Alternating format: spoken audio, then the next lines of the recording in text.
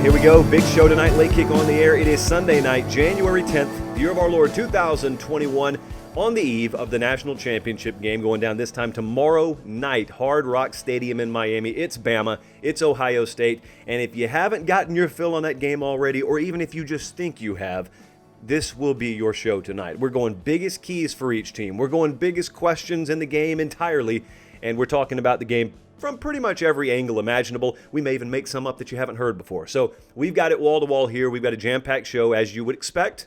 Expect nothing less on the eve of the national championship game. Now, as you can tell, I am still not in the studio. We planned on being live in the studio tonight. As it turns out, we'll be live in the studio Tuesday night. Had a little bit of a hang-up. Here's what's been going on. I've talked to some of you privately, but I haven't really made this public. It's not a huge deal. I've had COVID for the last week. Has not been fun. I was not asymptomatic, to say the least. I've lost 16 pounds.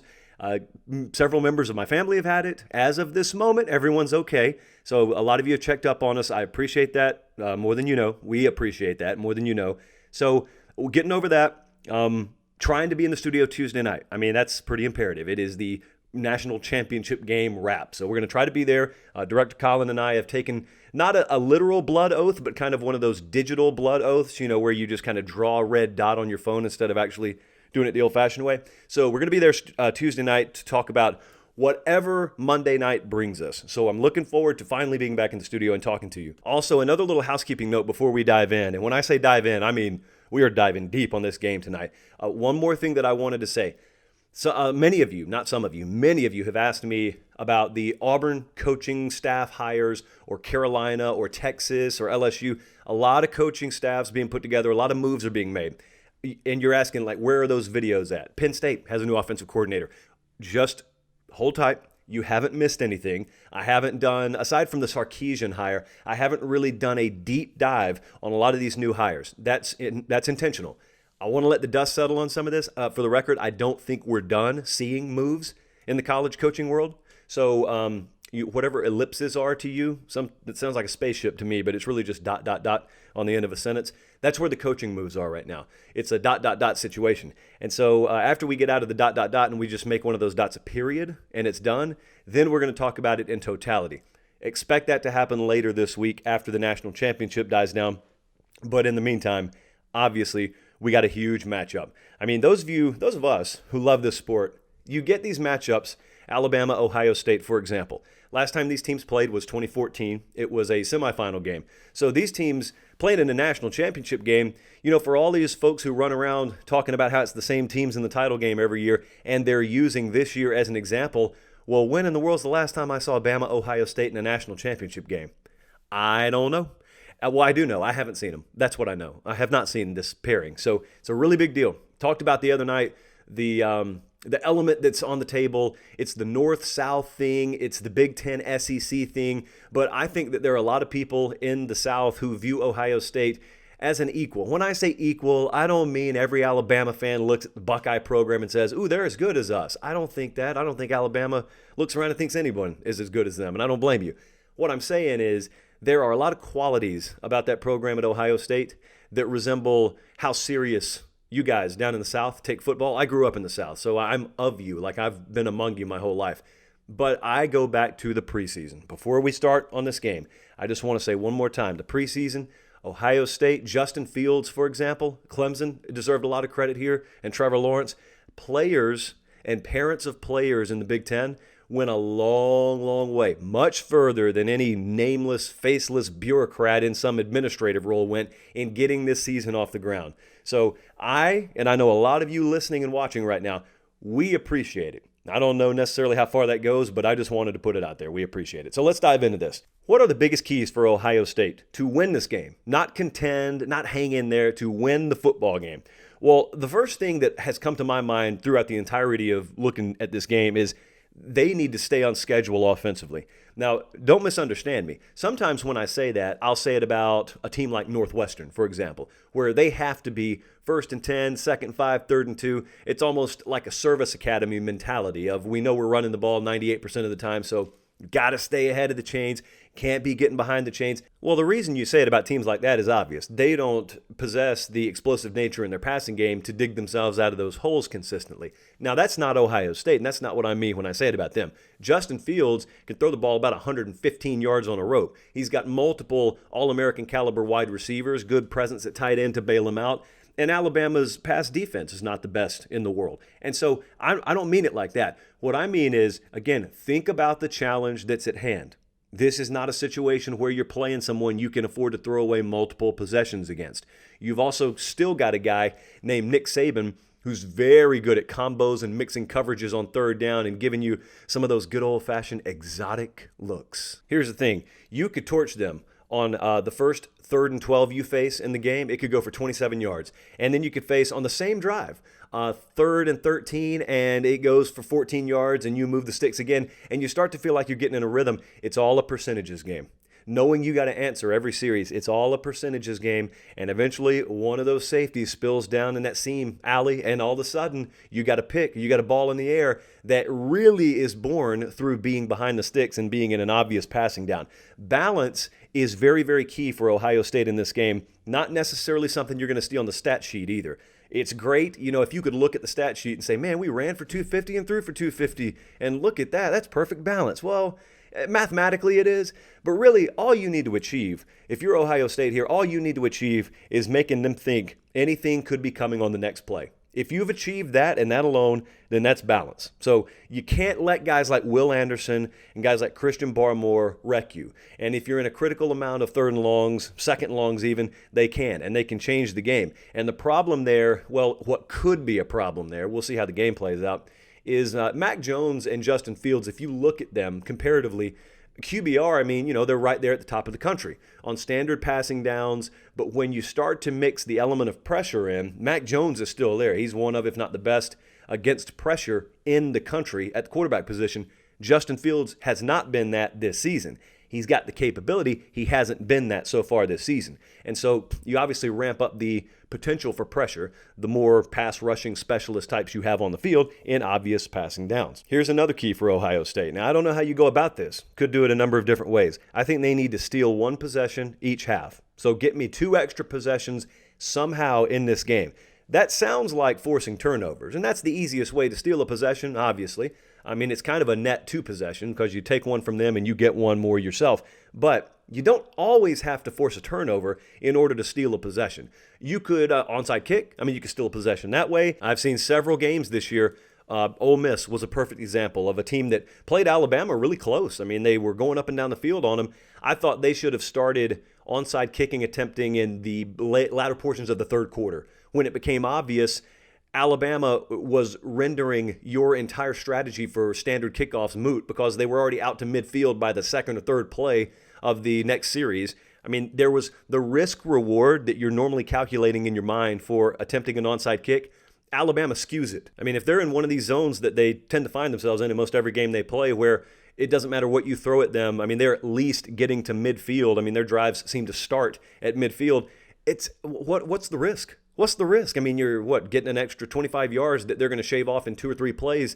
Go ahead and attempt the onside kick. I don't know why more teams haven't done it this year. I do know. I just wish they'd have a special playbook or a special mentality that they coach with against Alabama, even though that's not how you're brought up. That's not how you're trained to coach the game. You play every game and opponent like they're a lifeless, faceless opponent, and you're just playing to a standard. That's great.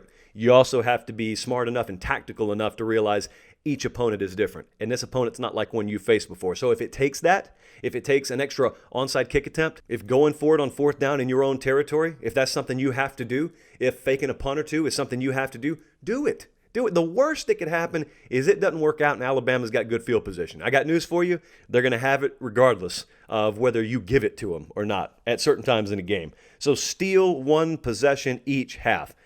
And then thirdly, you need to make Mac Jones move around. Now, I just read you a stat earlier. I can't remember exactly what the number is, but it's probably 1 or 2. Mac Jones QBR against pressure. He's very good. He's very good. He is not a mobile threat. And so I think a lot of folks look at the element of quarterback and they think to themselves, and they're partially right, if he were to face Trevor Lawrence, if he were to face Justin Fields like he's going to do Monday night, Well, Alabama's got the disadvantage there because they don't have the mobile quarterback. Well, it hadn't hurt them all year. The reason it hasn't hurt them is because mobility at the quarterback position is not the paramount skill that you want that quarterback to have with his legs. It certainly helps.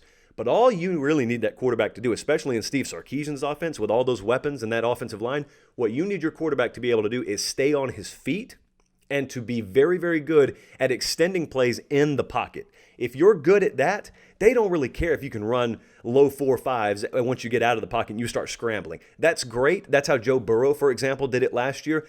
That's how Justin Fields can operate. That's how Trevor Lawrence can operate. But man, yards are yards. And so if you pick them up by scrambling 7 yards to your left to buy a drag route time to come open over the middle and you get 19 yards off that versus a 19-yard quarterback scramble, well, guess what they're doing? They're moving the chains, and they're giving you a fresh set of downs either way. And so Mac Jones is very good at that. What I'm talking about is making him move and changing his launch point entirely. Not just moving a couple of steps here, a couple of steps there in the pocket, but allowing Alabama, by and large, to keep the launch point the same. I mean, collapsing that pocket from the inside with, hopefully, your healthy and ready to go interior defensive lineman against maybe a vulnerability for the Alabama offensive line at center and Chris Owens for Landon Dickerson. You start doing that stuff, and I think it's the biggest key for Ohio State in this game, to be honest with you. If that interior pressure is more so than maybe we all expect it to be, and it's a factor in its presence early on in this game, then all of a sudden you don't have Mac Jones just moving around in the pocket, stepping up in the pocket, buying himself another fraction of a second. You got him on the run. You're shaving the field in half, depending on which way he runs. You're taking maybe some of the best receivers in the country out of the game on that specific play. And you start doing that several times, a critical number of times, that could be actually how you steal a possession or two. I mean, that's playing defense to steal a possession. It's kind of what they call football, but that could be a way that you end up stealing some possessions from Alabama. So those would be the 3 things that I'm largely watching for Ohio State here. They do those, or maybe just a number of those, a small combination of those. They got a good chance to win this game. How about Alabama? Keys for Alabama here.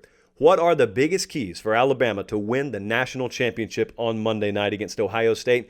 Well, I think they, first off, need to look at doing, to their credit, what they did to start the Notre Dame game. Most of you probably haven't gone back and watched that game a ton. Maybe some of you Alabama fans have. What did you notice when they first started that game? It was a game that was never going to be in doubt, as it turns out. But what they did is they got multiple receivers involved very early on. It ended up being another star-studded performance for guys like Devontae Smith. But to start the game, they got Forrestall involved. They got Billingsley involved. Jalen Waddle could be back in this game, and now we're talking about the key for this game. You get him involved. John Mechie is a constant threat. Najee Harris, extremely adept as a pass catcher out of the backfield. And then you got a guy like Slade Bolden that also got involved early. When you get those guys involved, I mean, those are, 1, 2, 3, 4, I think I named like 6 or 7 guys. Then Devontae Smith is added into the equation instead of being leaned on to catch 15 or 17 balls in order to win a game. And he can do it, don't get me wrong. But when you start varying the tempo early on, like Alabama's known to do, and you also start some diversity in your receiving core early in the game, that's how you get to the end of the first quarter, and you look at the quickie stat sheet they hand out in the press box, and it says, wow, man, Alabama's already got 5 receivers with at least 1 reception. That's a good sign. That's a really good sign if you can pull that off. And Alabama, not only can they, I mean, they have done it all year. So really, I'm not asking them to do anything they haven't already done. Second thing on defense for Alabama, they need to affect Justin Fields, which is a very generic statement, and it's what you want to do in every game anyway. There is a specific reason in this game, and if you're trying to look at matchups, you're trying to find an edge. Statistically, you're trying to find an edge. It's not in standard downs. In standard downs, in other words, when things are happening the way they're supposed to and the down and distance looks like it's supposed to, there's not a huge quarterback edge one way or the other here on standard downs. I know you may like the athleticism of Justin Fields more, or you may like the cerebral nature of Mac Jones more. The point is, if you were to have to offer me one, or you and I were drafting, I'd just say, hey, take your pick. I'll take the one that's left over. I'd be fine either way. However, there is one area, as I've talked about already in this show, there is one gap, and that is pressure downs. QBR on pressure downs. When there is actual pressure applied, Mac Jones is still fine. I mean, he's one of the best in the country on standard. He is the best in the country as far as I've seen, and the numbers back it up when pressured. Justin Fields has not been that this year. And so how many times can you make him feel you? Just impacting or pressuring the quarterback, that's really all you need. Because, I mean, a lot of times folks will look at a stat sheet and they'll think, well, how many sacks did you have? That's really indicative of how much pressure you got. Well, let me ask you something. What's better? Is it better to sack the quarterback or to affect the quarterback? I know that sounds like a trick question. It's really not, though. I mean, what would you rather have happen? So let's say it's 1st and 10, and you sack Justin Fields. And so now it's 2nd and 15. Would you rather have that, or would you rather have affected him? And you may be thinking, well, I'd rather sack him.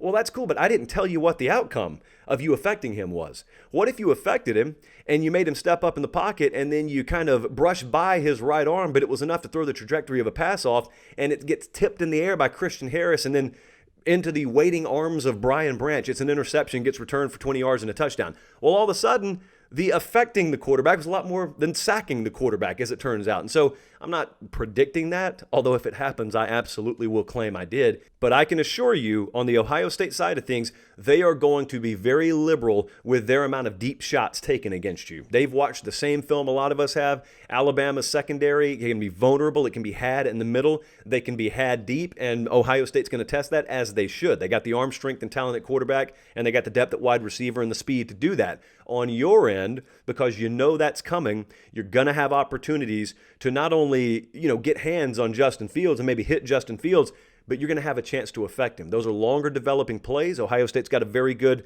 offensive line. Alabama's got some pretty good pass rushers, especially on those types of downs. Affect him.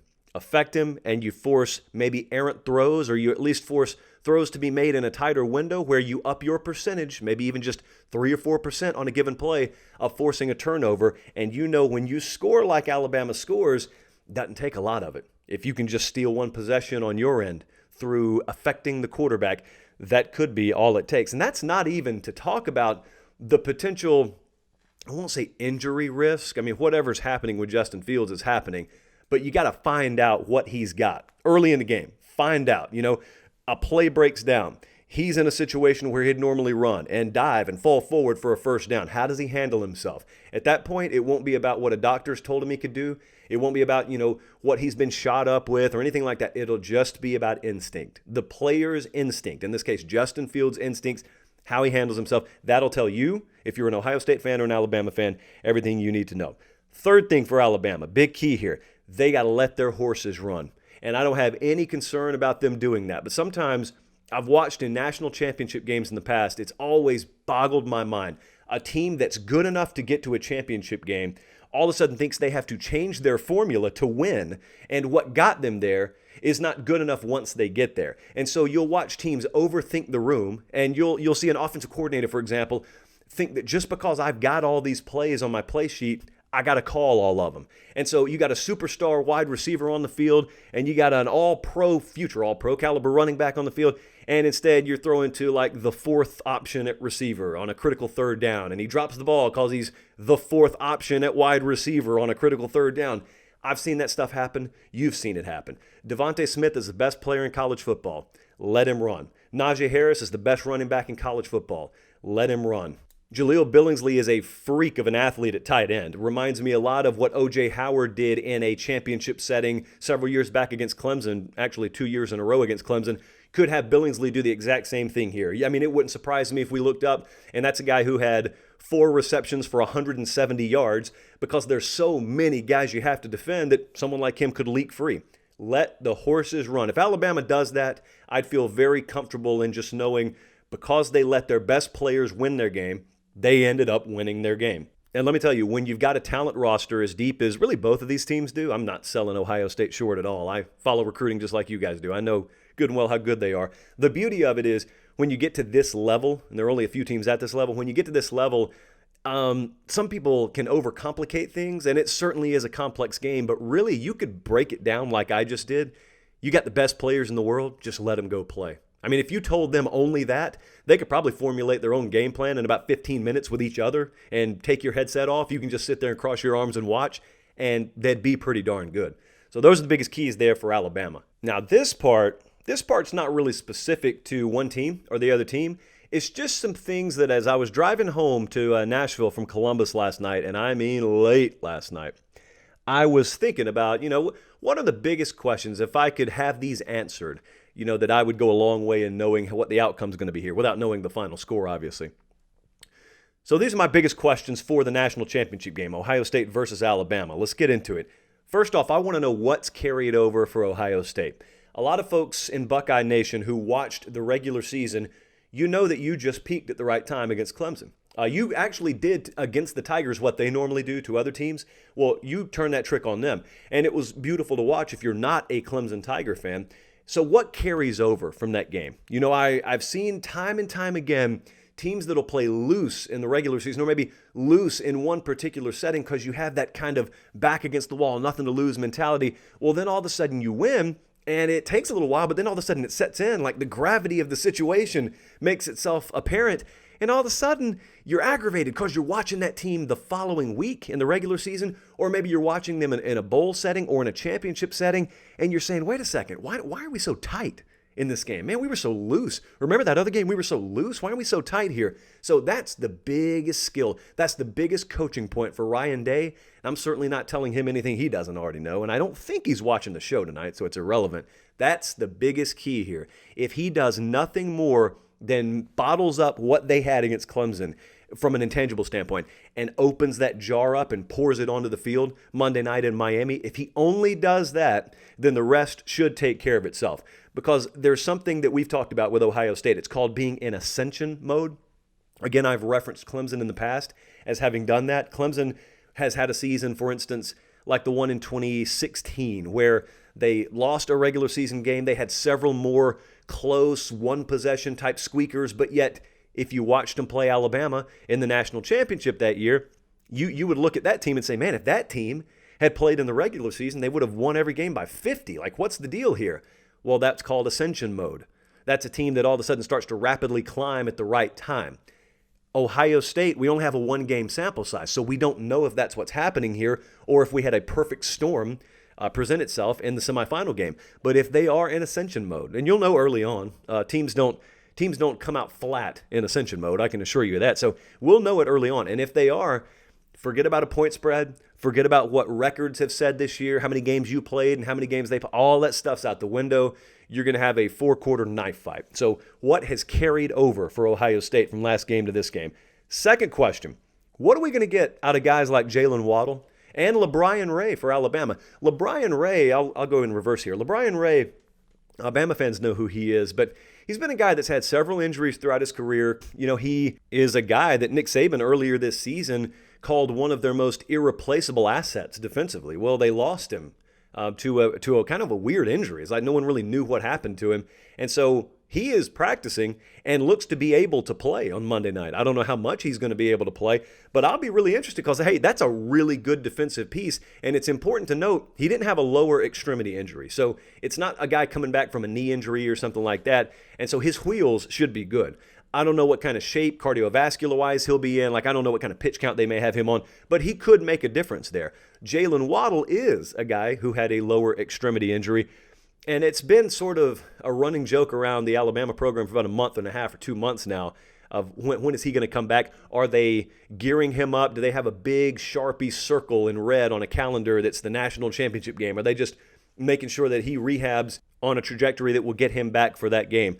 Well, I mean, if I had to place money, I'd say Jalen Waddle is going to be on the field in some capacity Monday night. Now, I think what we're all waiting to see is, I mean, is he out there as some kind of decoy? I know that's kind of been a popular talking point over the past week leading up to the game. Or, I mean, are they going to go to him first play of the game? Are they going to hit him on a smoke screen or maybe quick slant over the middle? Jalen Waddle 27 yards after the catch, and then all of a sudden, you know, he pops up, gives the first down signal, and you go, he's back. He's a little more back than I thought he'd be. So that's just kind of interesting to see.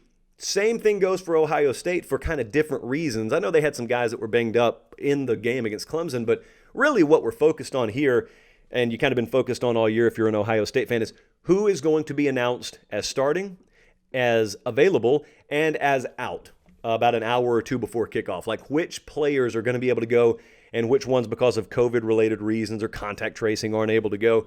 And I know, a lot of focus, rightfully so, is on the interior, well, just really the defensive line. And there have been, rumors back and forth about who tested positive, who had a false positive. It's just impossible to know because there's only really a precious few people who do know. And in lieu of, Ryan Day texting me about this overnight, I'll probably find out with you guys on the morning of or the afternoon of the game. But I mean, it's important for obvious reasons, but the real thing I think about is Ohio State recruits so that they can have depth to withstand injuries or personnel losses of any kind. I don't think about that. I don't think that if we have a certain number of guys that are announced as being out tomorrow night, I won't think necessarily right off the bat, oh, that means they're going to lose. No, that's not it, man. Ohio State's plenty good enough. And so as long as Justin Fields' name's not on that list, they should be okay. Trey Sermon's not on that list. They should be okay. What I'm looking at is, all right, how vulnerable does that make you once this game starts to losing guys just for game-related reasons? You know, if a guy twists his ankle, if a guy catches a cramp, who is his backup? And if the guy who's on the field catching the cramp is already a backup, how many critical areas could you be down to a number 3 being on the field? Because Alabama is lethal at exposing that stuff. They're lethal at going after your starters to begin with. But if you've got an area of sustained vulnerability where you got a prolonged situation where one of their ones is against one of your 3s, that's going to be exposed. They will dissect it and go after it like an assassin, because that's exactly what they do. So immediately, when you hear those names announced, who's starting and who's not, you pull out your trusty Ohio State depth chart and you check out, all right, now how vulnerable are they? How thin is the layer of sand on top of this roster at this particular position group, and how deep do you have to dig before you would get into real trouble there? Just something to keep an eye on during the game. Which one of these offenses blinks early? Now, in this case, it could just mean which one of them doesn't score at least 3 on a drive. But I'm not talking about that. I'm talking about something that I guess would be kind of unforeseen. If one of these offenses has a really early 3 and out, and then the next series looks shaky, you've gone 2 series in a row in a game that you figure to need to score pretty much every drive, or at least, be moving the ball every drive and put yourself in a position to challenge. Well, then you get a little unsure of yourself, and everyone else on the other sideline tastes blood in the water. It's really not even metaphorical. That's quite literally what they see from that press box, and that's what they see from the field level. So will there be one of these offenses that takes a little while longer to get it in gear? Is one of these defenses capable of giving maybe some unique looks, some unique pressure? Does something break down along an offensive line early? Do you have maybe a key injury early? Is there a guy you thought would start that doesn't start, that ends up providing a bigger vulnerability offensively for one of these units than previously thought? Just watch that early, because I'm not saying if you grab a 14-0 lead, this game's over, but obviously if that happens, then you force one of these teams into the very unfamiliar role of having to play catch-up. Think about that. When is the last time you watched Ohio State this year having to play catch-up a majority of a game? Early against Clemson they did, and they did a fine job of it, but otherwise, when's the last time you watched that this year? I know the answer to this. When's the last time you watched Alabama have to do that? They did it against Georgia one time. I think that's about it. And that was a situation where you were facing Stetson Bennett, and there was not exactly the overwhelming threat of the opposing team pulling away from you. So there was time. Ohio State trailed Northwestern, but they always knew once we yawn enough and get the sleep out of our eyes, we can fly past them. And you did. How about Ohio State's defensive line, Alabama's offensive line? I told you in our keys section, and I've talked about it all week, I think the single biggest matchup, the single most important matchup in this game is the Ohio State defensive line against the interior here, the interior of the Alabama O-line. When Landon Dickerson went down, their Remington award-winning center, when he went down against Florida, there were 2 reactions. Nationally, people who aren't die-hard Alabama fans, they probably watched that and said, oh, one of their 5 All-American caliber offensive linemen is down. Well, okay, they still got the rest of them. I'm sure it's Alabama. They recruit well. They've got good depth. They'll be fine. And that was the national perception. I can tell you right now that was not the perception in Tuscaloosa. They know, even as deep as you are, even as good as you recruit, there are certain pivot points, there are certain hinge points on your roster where, you can ill afford to lose a guy, maybe more so than other positions. And center is a position like that for them. Now, having said that, Chris Owens is a guy who feels like he's about 27 years old. He's been there forever, so he's got a lot of experience. He is a quality reserve. But if you're looking at a heat map and your best players are in green and your most vulnerable players are yellows or reds, that is an area of this heat map matchup where if I'm looking at ours, we do these sometimes, I have got a bunch of green touching a bunch of yellow for Ohio State versus Alabama there. And what that is again, it's the interior of the Ohio State defensive line right up against an unproven center against high-level competition. Chris Owens is serviceable. He is not a Remington Award winner. And so all that does is it puts the possibility on the table of one of two things happening. Either Chris Owens has the game of his career and ends up, being a hero in Tuscaloosa for stepping in when he needed to and fueling a national championship win by keeping Mac Jones clean, or Ohio State is able to consistently disrupt from the interior. When you think about these games, when you think about affecting the quarterback, most of the time your head goes to edge rushers and pass rush from the edge. That's typically where the mind goes. That's not always the way it has to happen. And in a situation like this, it's even more fortuitous if you're Ohio State, knowing the strength of this Alabama offense and the need to move the launch point for Mac Jones in order to interrupt that. Well, you'd rather get pressure on the interior. You'd rather collapse that pocket from the interior. It doesn't matter if you got a bunch of Chase Youngs on the outside. You got those cats you have on the inside. If they're healthy and they're able to play, and you've got the vulnerability there that you think you may have, and that's a matchup advantage, go after it. Go after it all day. And here's the final question I have. When are the strides hit? So these games, sometimes they come out and it is immediate fireworks.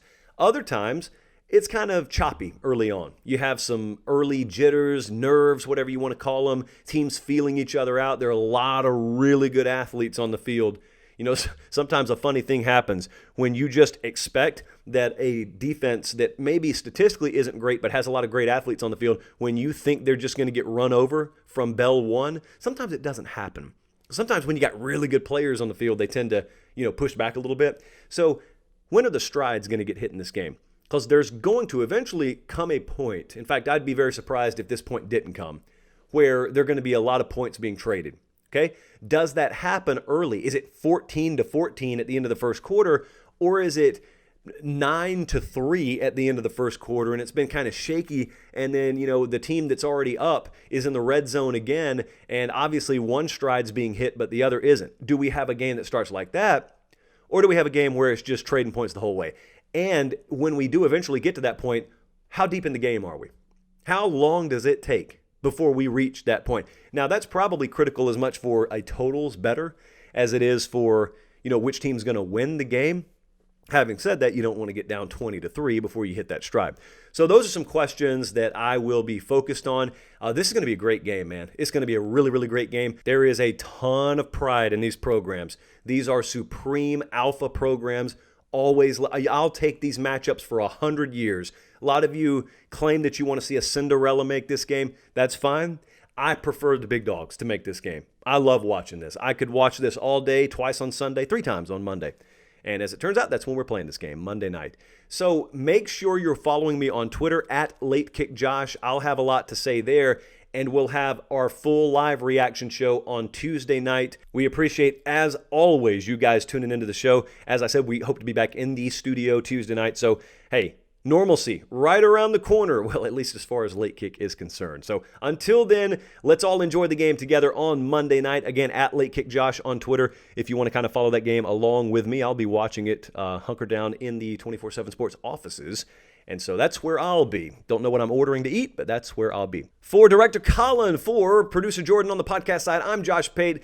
Have a great Monday. Enjoy the national championship game. I'll talk to you Tuesday night. Until then, God bless.